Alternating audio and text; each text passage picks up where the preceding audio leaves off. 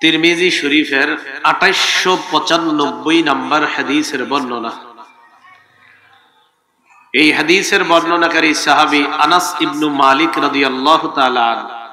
নবীজি তার সাহাবাদের মধ্যে এক ব্যক্তিকে বললেন, হাল তাজাওয়াজতা, এই তুমি বিয়ে করেছো কিনা? সাহাবী জবাব দিলেন, ইয়া রাসূলুল্লাহ, আল্লাহর কসম আমি বিয়ে করি নাই। ওয়ালা ইল্লি মা আতাজাওয়াজু বিহি, এমন টাকা পয়সাও নাই যে টাকা পয়সা দিয়ে আমি বিয়ে করতে পারি। প্রথম জবাব হলো আমি বিয়ে করি নাই, আর দ্বিতীয় কথা হুজুর বিয়ে করার টাকাও নাই। নবীজি বললেন, আলাইসা মাকা কুল হুয়াল্লাহু আহাদ, তোমার কাছে কি কুল হুয়াল্লাহু আহাদ এই সূরাটা নাই? ক্বালা বালা ইয়া রাসূলুল্লাহ, জি হুজুর আমার কাছে সূরা ইখলাস আছে, কুল হুয়াল্লাহ সূরা আমার মুখস্থ।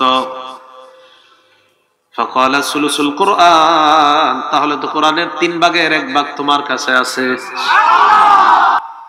বাকি এই যুগে আবার এই কোরআন দিয়া মোহর দেওয়া যাবে কিনা এটা আবার ফতুয়া নিয়ে নিয়েন। এই যুগে আবার এই কাজ করতে যায় না, এটা মুফতি সাহেবদের থেকে লিখিত ফতুয়া নিয়ে নেবেন যে হুজুর এই যুগে কি হবে কিনা।